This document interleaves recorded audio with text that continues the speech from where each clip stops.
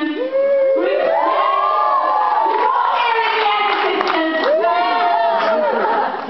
from Liverpool, Edinburgh, Leeds, Manchester. Thank you for marking the International Day to End Violence Against Women with us here in the capital on our 5th revived national Reclaim the Night March.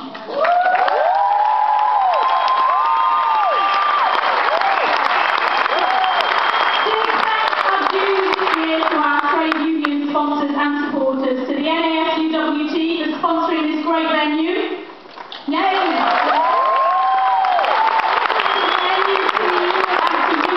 For their continued support, and in fact to all of our trade union comrades who are here tonight. Big shout out to them too as well. I see you. You rule. Thanks also to all the individual women and groups around the country who have given out flyers, organised transport, forwarded emails, stuck up stickers that are everywhere in London. You can't cross the road without seeing one of them. That's great. You spread the word, you brought your friends, and you made this event happen tonight. Thanks also to the women on the organising committee who have put a year's worth of work into this event.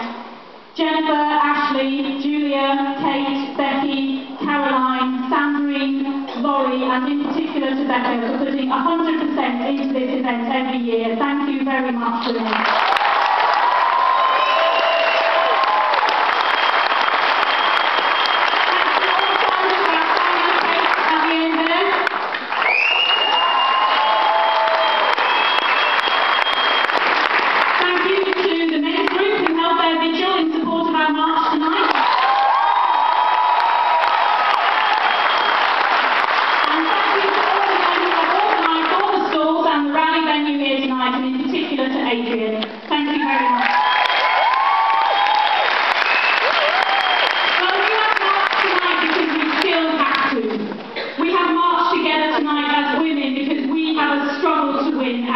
Of you knows it. We live in a society where all of us, in all our diversity, know what it is to live with the fear, threat and reality of male violence. Some of us live with this when we walk home at night. Some of us live with this in our workplaces. And some of us live with this in our homes and families. It is a shame on our society that there are over 40,000 rapes every year and over 300,000 sexual assaults. And meanwhile, a rape conviction rate that stands at the lowest it has ever been, one of the lowest in Europe at only 5.3%. We are living in a society in backlash. By that I mean a backlash against the successes that women have made. Successes that were gained by our sisters who went before us, and indeed nothing that we take for granted now was ever given to us, and nor was it easily won. The fact that we can vote, that we can get a formal education, that we can work, that we have access to safe and legal abortion, that we have laws against domestic violence, FGM, rape in marriage, all the gains that we have made have been secured against all the odds. And the climate that we are in now is no easier, and nor will our successes be any easier gained. But we still have much to win, and increasingly what we are fighting for are our most basic of freedoms, and the battlegrounds are being drawn across our very bodies. Everywhere we go, we see ourselves demeaned and objectified in magazines, on billboards, in our media. We see ourselves for sale on our high streets and in the small ads of local papers. We see our young people increasingly sexualised. We see the so-called sex industry normalised as a career choice for our daughters.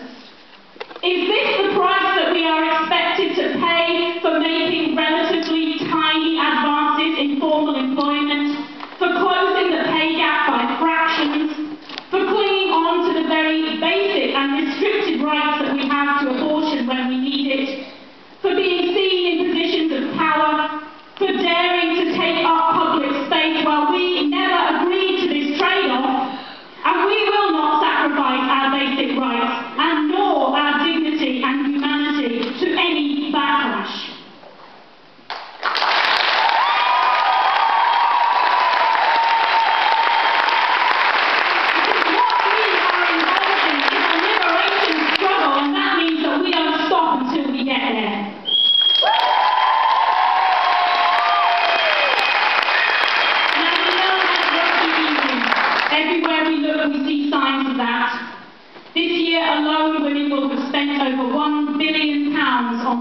surgery.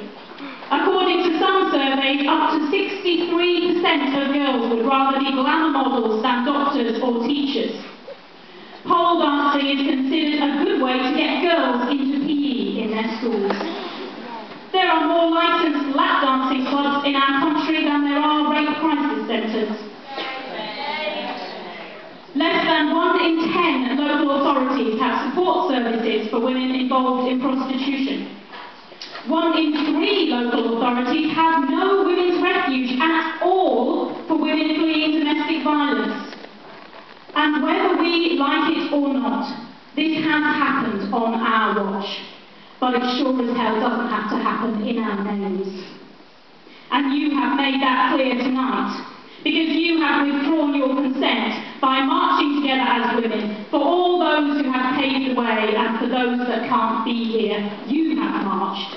For the 2 women every week murdered by a violent male partner, for the 1 in 4 women who are raped, for the 5,000 young people prostituted on our streets tonight as every night, for our sisters around the world who represent the poorest of the poor, those most displaced by wars, those without education, those most affected by environmental destruction. You have marched not to speak for these women, but to speak out for them. And in so doing, you have sent a message to those who would silence us, to those who would keep us in the home where we are actually most at risk. You have said, we know that it is always safer to resist. A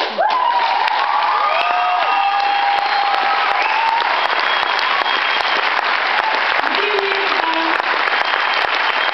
the End Violence Against Women Coalition held a reception for the survivors of male violence and the families of those who have lost their lives to male violence. And at this reception, some of the guests expressed surprise that there was such a movement around the issue of men's violence against women. They had no idea that so many women, so many groups were working tirelessly to make sure that no other family, no other woman went through what they had. Now, we may not be able to stop male violence against women overnight, but we can change that right now. Because we can make sure that every woman knows that there is a place for her, that there is a movement for her, that needs her to be part of it. And we need feminist networks in all our towns and cities. And we need to link with our sisters and brothers internationally who are involved in similar struggles. We need to build on our proud movement, on our history, so that in another 5 years we will be able to say, look where we are now, look how far we have come, and look what we have done for women. And so to those who think that the women's liberation movement in this country has been and gone, I would say, think again.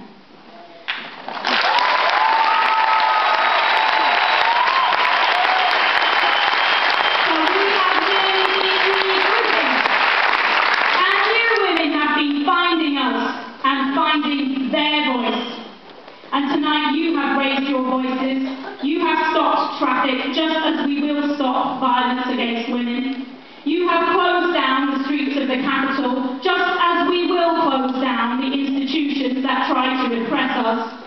You have taken back the streets just as we will take back